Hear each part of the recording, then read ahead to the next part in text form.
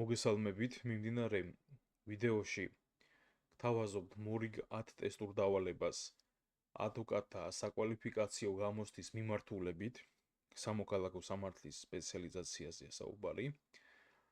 აღნიშნული მიმართულების 10 ტესტური დავალება ჩვენ უკვე განხილული გვაქვს და დევს ჩვენს YouTube გვერდზე და შეგიძლიათ ასევე ის ციხილოთ. პრინციპი ანალოგიური არის, პირველი 4 ტესტური დავალება შედგენილი არის სამოქალაქო კოდექსიდან, მორიგი 4 ტესტური დავალება სამოქალაქო საპროცესო კოდექსიდან, ხოლო დარჩენილი 2 ტესტი იქნება იმ ნორმატიული აქტებიდან ამორჩეული, რაც გათვალისწინებულია საგამოცდო პროგრამით. დავიწყოთ მე-11 ტესტურ დავალებაზე მუშაობა. 2025 წლის 1 იანვარს საახალწლო წვეულების სუფრაზე გ იმნაძემ դ გურასპაშვილს უთხრა, რომ თუ მისი აბიტურიენტი შვილი იურიდიულ ფაკულტეტზე ჩაირიცხებოდა, მას ასესხებდა 2500 ლარს. გურასპაშვილის შვილმა ერთიანი ეროვნული გამოცდების წარმატებით ჩააბარა და 2025 წლის 10 სექტემბერს 100%-იანი დაფინანსებით იურიდიულ ფაკულტეტზე ჩაირიცხა. გურასპაშვილმა დაურეკა იმნაძეს და ახალი წლის სუფრაზე მიცემული დაპირება გაახსენა. იმნაძემ უარი განუცხადა გურასპაშვილის თანხის სესხებაზე.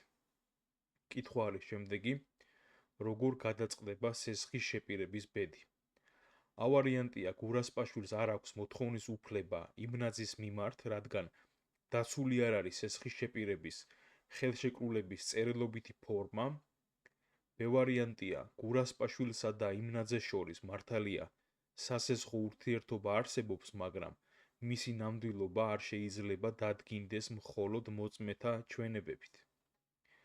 ვარიანტია, გურასპაშვილს არ აქვს მოთხოვნის უფლება იმნაძის მიმართ, რადგან დაცული არ არის სესხის შეპირების სანოტარო ფორმა და ვარიანტია, გურასპაშვილს აქვს მოთხოვნის უფლება იმნაძის მიმართ, რადგან მათ შორის არსებობს სასესხო ურთიერთობა სესხის შეპირების მომენტიდან. ჩვენ უნდა ვიცოდეთ მარტივად რო ვთქვათ, თუ რა შემთხვევაში იძენს ძალას სესხის შეპირება, ასე რომ ვთქვათ, როდის უჩნდება მეორე მხარეს მოთხოვნის უფლება, სამოქალაქო კოდექსის 622 მუხლი არეგულირებს სესხის შეპირებისას უარის თქმის შემთხვევას. კერძოდ, სესხის შეპირებისას დამპირებელს შეუძლია უარი თქვას სესხის მიცემაზე, თუ მეორე მხარის ქონებრივი მდგომარეობა იმდენად გაუარესდა, რაც შეიძლება საფრთხე შეექმნას ვალის დაბრუნებას. ამასთან, სესხის შეპირება უნდა გაფორმდეს წერილობით. ამრიგად, როგორც ვხედავთ, სწორი პასუხი ჩვენა გვექნება ავარიანტი, რადგან დაცული არ გვაქვს სესხის შეპირების ხელშეკრულების წერილობითი ფორმა. ესე იგი, ადგილი აქვს ფორმის დაუცველად დადებულ გარიგებას. მორიგი მე-12 ტესტური დავალება სამკვიდრო მიმართულებიდან არის შედგენილი. 2025 წლის 13 ნოემბერს მემკვიდრე გ ლობჯანიძემ ნოტარიუს განცხადებით მიმართა სამკვიდროს მისაღებად მამკვიდრებლის გარდაცვალების დღიდან მე-6 თვეში. ნოტარიუსმა განუმარტა, რომ მისთვის მიმართვის დროს სამკვიდროს მიღების კანონით განსაზღვრული ვადა უკვე გაშვებული იყო. სწორია თუ არა ნოტარიუსის განმარტება. ავარიანტია, სწორია, ვინაიდან სამკვიდროს მიღების ვადა სამკვიდროს გახსნის დღიდან შეადგენს 5 თვეს. ვარიანტია, არ არის სწორი, ვინაიდან სამკვიდროს მიღების ვადა სამკვიდროს გახსნის დღიდან შეადგენს 12 თვეს.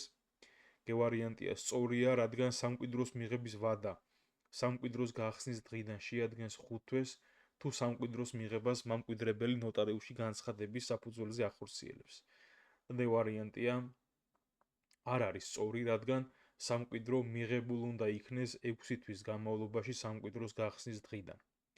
აქ მარტივად გვაქვს მოცემულობა, უნდა დავიმახსოვროთ, რომ ეს არის 6 თვიანი ვადა, თანახმად სამოქალაქო კოდექსის 1424 მუხლისა, ამრიგად სწორი პასუხი იქნება ვარიანტი. კერძოდ, ამ მუხლის მიხედვით სამკვიდრო მიღებულ უნდა იქნეს 6 თვის განმავლობაში სამკვიდროს გახსნის დღიდან.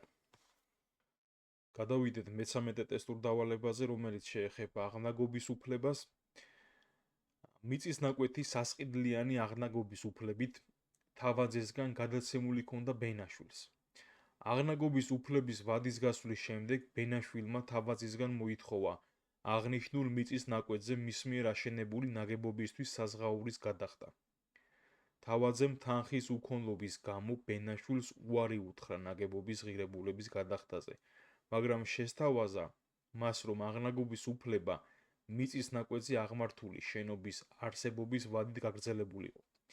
ბენაშვილი არ დათანხმდა თავაძის წინადადებას და სასამართლოს მიმართა სარჩელით, მოითხოვა მის მიერ აშენებული ნაგებობის ღირებულების გადახდა. საქართველოს სამოქალაქო კოდექსის მიხედვით საფუძვლიანია თუ არა სასარჩელო მოთხოვნა. ავარიანტია დიახ, სასარჩელო მოთხოვნა საფუძვლიანია, რადგან თუ აღნაგობის უფლება სასყიდლიანი იყო, აღნაგობის უფლების ვადის გასვლის შემთხვევაში მიწის მესაკუთრე თავაძემ აღნაგობის უფლების მქონე ბენაშვილს უნდა მისცეს სათანადო ანაზღაურება ნაკვეთზე აღმართული ნაგებობისათვის. მე ვარიანტია არა, სასარჩელო მოთხოვნა უსაფუძვლოა, რადგან თავაძეს უფლება ჰქონდა ნაგებობის ღირებულების გადახდის სანაცვლოდ ბენაშვილისთვის შეეთავაზებინა აღნაგობის უფლების გაგრძელება ნაგებობის არსებობის სავარაუდო ვადით, ხოლო ბენაშვილმა აღნიშნულ წინადადებაზე გამოთქმული უარის გამო დაკარგა ნაგებობის ანაზღაურების, ანუ ნაგებობის ღირებულების გადაცემის მოთხოვნის უფლება. გევარიანტია დიახ, სასარჩელო მოთხოვნა საფუძვლიანია, რადგან თუ აღნაგობის უფლება სასყიდლიანი იყო, აღნაგობის უფლების ვადის გასვლის შემთხვევაში მიწის მესაკუთრე თავაძემ აღნაგობის უფლების მქონე ბენაშვილს უნდა მისცეს ნაკვეთზე აღმართული ნაგებობის ღირებულების არანაკლებ 2/3 რაოდენობის თანხა. და დ ვარიანტია არა, სასარჩელო მოთხოვნა უსაფუძვლოა, რადგან აღნაგობის უფლების მქონე ბენაშვილს მის მიერ აშენებული ნაგებობისათვის სათანადო ანაზღაურების მოთხოვნის უფლება საერთოდ არ გააჩნია. ჩვენ ახლა აღნიშნული კაზუსის ფარგლებში უნდა ვიმსჯელოთ აღნაგობის უფლებაზე, პირველ რიგში გავიხსენოთ თუ რა იგულისხმება მისი ცნების ქვეშ. ეს არის მიწისნაკვეთი შეიძლება სხვაფერს გადაეცეს ვადიან სარგებლობაში, ისე რომ მას ჰქონდეს ამ ნაკვეთზე ან მის ქვეშ რაიმე ნაგებობის აღმართვის უფლება. ასევე ამ უფლების გასხვისების, მემკვიდრეობით გადაცემის, თხოვების, გაქირავების უფლება. აღნაგობის უფლება შეიძლება გავრცელდეს მიწისნაკვეთის იმ ნაწილზე, რომელიც არ არის აუცილებელი აღნაგობისათვის, მაგრამ იძლევა ნაგებობით უკეთ სარგებლობის შესაძლებლობას. აღნაგობის უფლების ვადა განისაზღვრება მხარეთა შეთანხმებით და იგი არ უნდა აღემატებოდეს 99 წელს. რაც შეეხება ახლა აღნაგობის უფლების შეწყვეტას, სამოქალაქო კოდექსის 229 მუხლი განსაზღვრავს სასყიდლიანი აღნაგობის უფლების შეწყვეტის საკითხებს. კერძოდ, სასყიდლიანი აღნაგობის უფლების ვადის გასვლის შემთხვევაში, თუ მხარეთა შეთანხმებით სხვა რამ არ არის გათვალისწინებული, მიწისნაკვეთის მესაკუთრემ აღნაგობის უფლების მქონეს უნდა მისცეს ანაზღაურება ამ ნაკვეთზე აღმართული ნაგებობის ღირებულების 2/3 ოდენობით. მიწისნაკვეთის მესაკუთრე შეუძლია აღნაგობის უფლების მქონე არსებობის სავარაუდო ვადით, თუ მხარეთა შეთანხმებით სხვა რამ არ არის გათვალისწინებული, გაუგრძელოს, ანუ გაგრძელებაზე არის მეგობრებო აქ საუბარი, ანუ შეუძლია ნაკვეთის მესაკუთრემ აღნაგობის უფლების მქონეს ანაზღაურების გადახდის სანაცვლოდ გაუგრძელოს აღნაგობის უფლება ამ ნაკვეთზე აღმართული ნაგებობის არსებობის სავარაუდო ვადით. თუ მხარეთა შეთანხმებით ცხადია, სხვა რამ იქნებოდა გათვალისწინებული. თუ აღნაგობის უფლების მქონე უარს იტყვის აღნაგობის უფლების ვადის გაგრძელებაზე, იგი კარგავს ანაზღაურების მოთხოვნის უფლებასაც. აღნაგობის უფლების შეწყვეტისას აღნაგობის უფლების მქონეს არ აქვს უფლება წაიღოს ნაგებობა ან მისი შემადგენელი ნაწილები. ამრიგად, ხედავთ ხო, რომ ჩვენ გვექნება B ვარიანტი, სწორი ვარიანტი, სასარჩელო მოთხოვნა ცხადია უსაფუძვლო არის, რადგან როგორც უკვე აღნიშნეთ, თავაძეს უფლება ჰქონდა ღირებულების გადახდის სანაცვლოდ ბენაშვილის შეეთავაზებინა აღნაგობის უფლების გაგრძელება, ხოლო ბენაშვილმა აღნიშნულ წინადადებაზე გამოთქმული უარის გამო, აი უარი რო განაცხადა, დაკარგა აი ამ მოთხოვნის სამართლებრივი საფუძველი. მე 14 ტესტი არის. ასე ვთქვათ, დავალების ხელშეკრულებაზე შედგენილი. ნახეთ, მარწმუნებელმა უსენაშვილმა რწმუნებულ მ ახობაძეს მიანდო ნივთის მობილური ტელეფონის გაყიდვა 1000 ლარად. ახობაძე მობილური ტელეფონი ინტერნეტ ვებგვერდის MyMarket ჯის მეშვეობით იმავე დღეს 1200 ლარად უჯმაჯურიძეს მიჰყიდა, ხოლო აღებული თანხიდან მარწმუნებელს მხოლოდ 1000 ლარი დაუბრუნა. უსენაშვილმა უკმაყოფილება გამოთქვა და 200 ლარის დამატებაც მოითხოვა. საქართველოს სამოქალაქო კოდექსის მიხედვით აქვს თუ არა რწმუნებულს ზედმეტად მიღებული თანხის თავისთვის დატოვების უფლება. ავარიანტია, აქვს თუ ხელშეკრულებით რწმუნებულისათვის გასამჯელოს გადახდა გათვალისწინებული არ იყო. ბევარიანტია, არ აქვს, რადგან რწმუნებული ვალდებულია გადასცეს მარწმუნებელს ყველაფერი, რაც შეიძინა მინდობილი მოქმედების შესრულებასთან დაკავშირებით.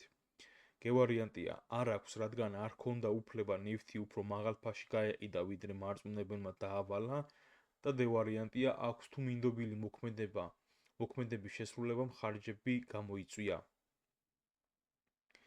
ეხლა როგორც უკვე აღვნიშნეთ, სწორი პასუხის მისაღებად მოცემულ ტესტში ჩვენ უნდა ვიცოდეთ, თქვათ, რომ პირველ რიგში ახობაძესა და მუსენაშვილის შორის, ანუ მარწმუნებელსა და რწმუნებულს შორის დადებულია დავალების ხელშეკრულება. ზოგადად დავალების ხელშეკრულებით რწმუნებული ვალდებულია შეასრულოს მისთვის დავალებული, ანუ მინდობილი ერთი ან რამდენიმე მოქმედება მარწმუნებლის სახელითა და ხარჯზე. სამოქალაქო კოდექსის 715 მუხლის პირველი ნაწილი ადგენს, რომ რწმუნებული მოვალია დაუბრუნოს მარწმუნებელს ყველაფერი, რაც მან მიიღო მინდობილი მოქმედების შესასრულებლად და არ გამოიყენა ამისათვის აგრეთვე ის, რომ მან შეიძინა მინდობილი მოქმედების შესრულებასთან დაკავშირებით, ის რაც მან შეიძინა. აქედან გამომდინარე ჩვენ ვხედავთ, რომ სწორი პასუხი იქნება ავარიანტი. ეხლა, რაც შეეხება 2 სიტყვით განვიხილოთ, უფრო სწორი პასუხი იქნება ჩვენ ბ ვარიანტი და 2 სიტყვით განვიხილოთ ა ვარიანტიც, ხო? რომელშიც საუბარია იმაზე, რომ რწმუნებულს აქვს 200 ლარის დატოვების უფლება, თუ ხელშეკრულებით მისთვის გასამჯელოს გადახდა გათვალისწინებული არ იყო. ეხლა საქმე იმაშია, რომ ნივთის ღირებულების ფასი გასამრჯელო არ არის. კოდექსის 700 მუხლიდან გამომდინარე, მარწმუნებელი ვალდებულია გადაუხადოს რწმუნებულს გასამრჯელო მხოლოდ ხელშეკრულებით ან კანონით გათვალისწინებულ შემთხვევაში. ამასთან გასამრჯელო ჩაითვლება უსიტყვოდ შეთანხმებულად, თუ გარემოებათა მიხედვით მოქმედების შესრულება მხოლოდ გასამრჯელოთი არის მოსალოდნელი. ეხლა ჩვენი კაზუსი ძალიან მცირე ინფორმაციას გვაწვდის, ხო? იმისათვის, რომ ვიმსჯელოთ, უნდა ჩაითვალოს თუ არა გასამრჯელო უსიტყვოდ შეთანხმებულად, რადგან ვერ დგინდება გარემოებათა მიხედვით მოქმედების შესრულება მხოლოდ გასამრჯელოთი არის მოსალოდნელი თუ არა. ამიტომ რისკი არ იქნება გამართლებული, ჩვენ თუ რაღაცა ვერსიებს და ვარიანტებს განვავსობთ, უნდა ფაბულაზე ვიმსჯელოთ ხოლმე, ფაბულა არის ძალიან მშრალი, ამიტომ მარტივად ვიტყვით, რომ სწორი პასუხი იქნება ბ ვარიანტი და გამართლებული რისკი არ იქნება თუ ა ვარიანტს შემოვხაზავთ. იმიტომ რომ უსიტყვოდ შეთანხმებულად გასამრჯელო ჩაითვალოს, ეს საკამათო მომენტი არის და ამ შემთხვევაში ტესტიდან არ გამომდინარეობს. გადავიდეთ უკვე სამოქალაქო საპროცესო კოდექსიდან შედგენილ მორიგ 4 ტესტურ დავალებაზე. სასამართლოში მიმდინარეობდა საქმის განხილვა დ აბრუზოვის სარჩელის საფუძველზე, რითაც იგი ითხოვდა მოპასუხე გ სისაურს დაკისრებოდა სესხისა და იპოთეკის ხელშეკრულების დარღვევიდან გამომდინარე 25,000 ამერიკული დოლარი. მოპასუხისთვის სასამართლო უწყების ჩაბარება ვერ მოხერხდა, რის შემდეგაც სასამართლომ გამოიტანა განჩინება შეტყობინების საჯაროდ გავრცელების შესახებ, რომელიც შესაბამის ვებგვერდზე გამოქვეყნდა. ასეთ დროს როდის ჩაითვლება სასამართლო უწყება სისაურისთვის ჩაბარებულად? ა ვარიანტია ვებგვერდის განთავსებიდან მე-7 დღეს, ბ ვარიანტია ვებგვერდზე განთავსებიდან მე-10 დღეს, დ ვარიანტია ვებგვერდზე განთავსებიდან მე-14 დღეს და დ ვარიანტია ვებგვერდზე განთავსებიდან 29 დღეს. ზოგადად ვთქვათ, მეგობრებო, რომ სამოქალაქო საპროცესო კოდექსის 78 მუხლის თანახმად, თუ უცნობი არის მხარის ადგილსამყოფელი, ან თუ სხვაგვარად ვერ ხერხდება მისთვის სასამართლო უწყების ჩაბარება, სასამართლო ცხადია უფლებამოსილია გამოიტანოს განჩინება სასამართლო შეტყობინების საჯაროდ გავრცელების შესახებ. სასამართლო უწყება მხარისათვის ჩაბარებულად ითვლება სასამართლო შეტყობინების შესაბამის სასამართლოს შენობაში თვალსაჩინო ადგილზე ან ვებგვერდზე განთავსებიდან ან გაზეთში ან ინფორმაციის სხვა საშუალებებში გამოქვეყნებიდან მე-7 დღეს. ამრიგად ვხედავთ, რომ სწორი პასუხი გვექნება A ვარიანტი. გადავიდეთ მე-16 ტესტურ დავალებაზე, რომელიც სარჩელის გამოხმობის საკითხს ეხება. პირველი ინსტანციის სასამართლოში საქმე განიხილებოდა მთავარ სხდომაზე. მოსარჩელე დ-ქირია მისარგებლა კანონით მინიჭებული უფლებამოსილებით და მოითხოვა სარჩელის გამოხმობა, ისე რომ უარი არ თქვა თავის მოთხოვნაზე. მოპასუხე ს-როსტიაშვილი არ დაეთანხმა მოსარჩელის მოთხოვნას, სასამართლომ მიიღო განჩინება საქმის წარმოების შეწყვეტის შესახებ. კანონიერია თუ არა სასამართლოს გადაწყვეტილება. A ვარიანტია დიახ, რადგან მოსარჩელეს უფლება აქვს გამოიხმოს სარჩელი ისე რომ უარი არ თქვას თავის მოთხოვნაზე, ასე დრო სასამართლოს გამოაქვს განჩინება საქმის წარმოების შეწყვეტის შესახებ. B ვარიანტია დიახ, რადგან მოსარჩელეს უფლება აქვს გამოიხმოს სარჩელი ისე რომ უარი არ თქვას თავის მოთხოვნაზე, ასე დრო სასამართლოს გამოაქვს განჩინება საქმის წარმოების შეწყვეტის ან სარჩელის განუხილველად დატოვების შესახებ. G ვარიანტია არა, რადგან საქმის მთავარ სხდომაზე განხილვის დროს სარჩელის გამოხმობა დაუშვებელია. და D ვარიანტია არა, რადგან ასე დროს თუ მოპასუხე არ არის თანახმა, სასამართლომ უნდა განიხილოს და გადაწყვიტოს საქმე. სამოქალაქო საპროცესო კოდექსის 93 პრიმა მუხლიდან გამომდინარე, მოსარჩელეს უფლება აქვს გამოიხმოს სარჩელი ისე რომ უარი არ თქვას თავის მოთხოვნაზე. ამასთან აღსანიშნავია, რომ სარჩელის გამოხმობა საქმის ნებისმიერი განხილვის ეტაპზეა დასაშვები. შესაბამისად, პირველ რიგში ჩვენ გეგა ვარიანტი გამოგვერიცხება, რადგან იგი სარჩელის გამოხმობის შესაძლებლობას მთავარ სხდომაზე გამოგვერიცხავს. ეხლა სწორი პასუხის მისაღებად უნდა ვთქვათ, რომ სარჩელის გამოხმობა პირველი ინსტანციის სასამართლოში საქმის მთავარ სხდომაზე განხილვისას დასაშვებია მოპასუხის თანხმობით. თუ ასეთი თანხმობა მოპასუხის მიერ არ იქნა გაცხადებული, სასამართლომ უნდა განიხილოს და გადაწყვიტოს საქმე. ამრიგად, მოცემულ მე-16 ტესტურ დავალებაში სწორი პასუხი გვექნება D ვარიანტი. მე-17 ტესტურ დავალება შეეხება კერძო საჩივრის შეტანის საკითხს. თბილისის სააპელაციო სასამართლოს სამოქალაქო საქმეთა პალატის 2025 წლის 20 მაისის განჩინება მოსარჩელემ ჩაიბარა 2025 წლის 2 ივნისს. მან 2025 წლის 17 ივნისს იმავე სასამართლოს კერძო საჩივრით მიმართა, მოითხოვა გასაჩივრებული განჩინების გაუქმება და საქმის წარმოებაში მიღება. საკასაციო სასამართლოს 2025 წლის 20 ივნისის კერძო საჩივარი დატოვა განუხილველად. შეაფასეთ კანონიერია თუ არა საკასაციო სასამართლოს გადაწყვეტილება. არა, რადგან მოსარჩელემ კერძო საჩივარი შეიტანა კანონით დადგენილ 15 დღის ვადაში, B ვარიანტია დიახ, რადგან მოსარჩელემ კერძო საჩივარი არ შეიტანა კანონით დადგენილ 12 დღის ვადაში, G ვარიანტია არა, რადგან მოსარჩელემ კერძო საჩივარი შეიტანა კანონით დადგენილ 20 დღის ვადაში და D ვარიანტია დიახ, რადგან მოსარჩელემ კერძო საჩივარი არ შეიტანა კანონით დადგენილ 10 დღის ვადაში. ზოგადად გავიხსენოთ, ხო, თუ ვის შეუძლია სად და რა ვადაში კერძო საჩივრის შეტანა. სამოქალაქო საპროცესო კოდექსის 414 მუხლის თანახმად კერძო საჩივრის შეტანა შეიძლება სასამართლოს მიერ გამოტანილ განჩინებებზე მხოლოდ კოდექსით გათვალისწინებულ შემთხვევებში, რომლის შეტანაც შეუძლიათ თავისთავად მხარეებს, რომელთა მიმართაც განჩინება არის გამოტანილი და ასევე იმ პირებსაც, რომლებსაც ეს განჩინება უშუალოდ ეხებათ. 415 მუხლის თანახმად კერძო საჩივრის შეტანა უნდა მოხდეს იმ სასამართლოში, რომელმაც მიიღო გადაწყვეტილება. კერძო საჩივრის შეტანის ვადაა 12 დღე. ამ ვადის აღდგენა ან გაგრძელება დაშვებული არ არის. ამასთან ვადის დენა იწყება იმ მომენტიდან, როდესაც მხარეს განჩინება ჩაბარდება ან სასამართლოს სხდომაზე გამოცხადებიდან, თუ კერძო საჩივრის შეტანის უფლების მქონე პირი გადაწყვეტილების გამოცხადებას ესწრებოდა. თუ ზემოაღნიშნული პირობები დაგმაყოფილდება, კერძო საჩივარი საქმესთან ერთად გადაეცემა, ანუ გადაეგზავნება ზემდგომ სასამართლოს. ამრიგად ხედავთ, რომ გვაქვს 12 დღიანი ვადა და შემოვხაზავთ სწორპასუხად B ვარიანტს. მე-18 ტესტური დავალება უკვე ეხება თანამონაწილისათვის უწყების ჩაბარების საკითხს, წესებს და ასე შემდეგ. მომეტებული საფრთხის წყაროთი დაზარალებულმა 12-მა მოსარჩელემ სარჩელი აღზრა მომეტებული საფრთხის წყაროს მფლობელის მიმართ ისე, რომ თანამონაწილეებს საქმის წარმოება სასამართლოში მინდობილი არ ქონიათ რომელიმე თანამონაწილისათვის. სასამართლომ მიზანშეწონილად ჩათვალა უწყების გაგზავნა სარჩელზე ხელის მომწერი პირველი 3 პირისათვის, რომელთაგან მხოლოდ ერთს ჩაბარდა გაგზავნილი უწყება.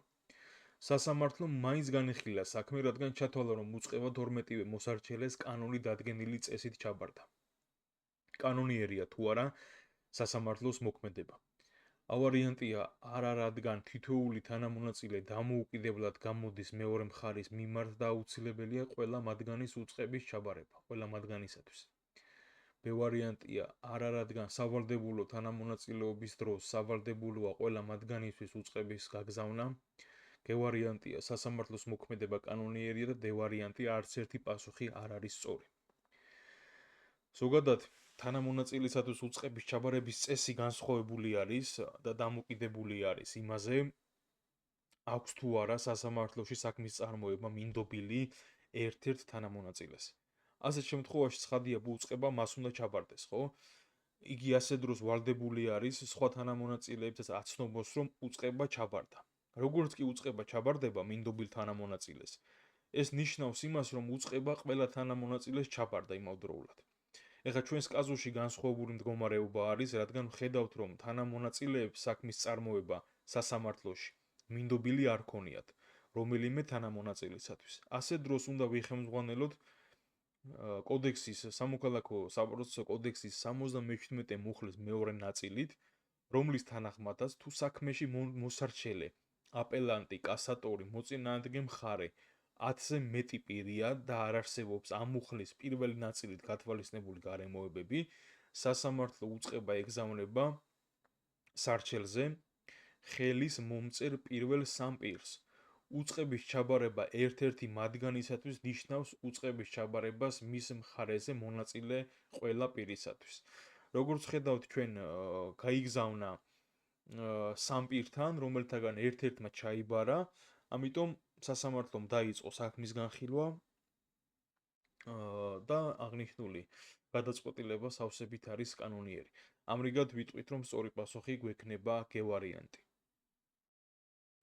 მე-19 ტესტური დავალება არის უკვე შედგენილი საქართველოს კონსტიტუციიდან, კერძოდ კი კონსტიტუციის პრეამბულიდან, ასე რომ ვთქვათ, საქართველოს აღმასრულებელი ხელისუფლების ერთ-ერთი თანამდებობის პირი D მორჩილაძე მიწვეული იყო საზოგადოებრივ ტელევიზიაში.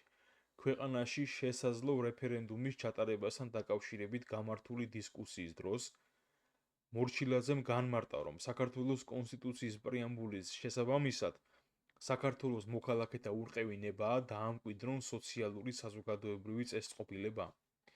კითხვა გვაქვს დასმული, შეესაბამება თუ არა მორჩილაძის განმარტება საქართველოს კონსტიტუციის პრეამბულას. ავარიანტია არა, რადგან საქართველოს კონსტიტუციის მიხედვით საქართველოს მოქალაქეთა ურყევინებაა კონსტიტუციური მმართველობის დამკვიდრება. B ვარიანტია დიახ, რადგან საქართველოს კონსტიტუციის მიხედვით საქართველოს მოქალაქეთა ურყევინებაა სოციალური საზოგადოებრივი წესწყობილების დამკვიდრება. G ვარიანტია არა, რადგან საქართველოს კონსტიტუციის მიხედვით საქართველოს მოქალაქეთა ურყევინებაა დემოკრატიული სახელმწიფოს დამკვიდრება და D ვარიანტია არც ერთი პასუხი არ არის სწორი. ეხლა აქ პირდაპირ უნდა ვთქვათ, რომ არც ერთი პასუხი არ არის სწორი. კერძოდ საქართველოს კონსტიტუციის პრეამბულის მიხედვით ჩვენ საქართველოს მოქალაქენი, რომელთა ურყევინებაა დავამკვიდროთ დემოკრატიული საზოგადოებრივი წესწყობილება, ეკონომიკური თავისუფლება, სოციალური და სამართლებრივი სახელმწიფო, უზრუნველყოთ ადამიანის საყოველთაოდ აღიარებული უფლებანი და თავისუფლებანი განმამტკიცოთ სახელმწიფოებრივი დამოუკიდებლობა და სხვა ხალხებთან მშვიდობიანი ურთიერთობა, ქართველი ერისა და მრავალსაუკუნოვანი სახელმწიფოებრიობის ტრადიციებსა და საქართველოს 1921 წლის კონსტიტუციის ისტორიულ სამართლებრივ მემკვიდრეობაზე დაყრდნობით ღვთისა და ქვეყნის წინაშე ვაცხადებთ ამ კონსტიტუციას. აი ეს არის მთლიანად პრეამბულა. შესაბამისად ჩვენ ვხედავთ, რომ მოქალაქეთა ურყევი ნება არის დავამკვიდროთ დემოკრატიულ საზოგადოებრივ წესწყობილება. არც კონსტიტუციური მმართველობის დამკვიდრება გვინდა, არც სოციალურ საზოგადოებრივ წესწყობილების დამკვიდრება და თეოკრატიულ მდგომარეობაზე ხო საუბარი არის ზედმეტი.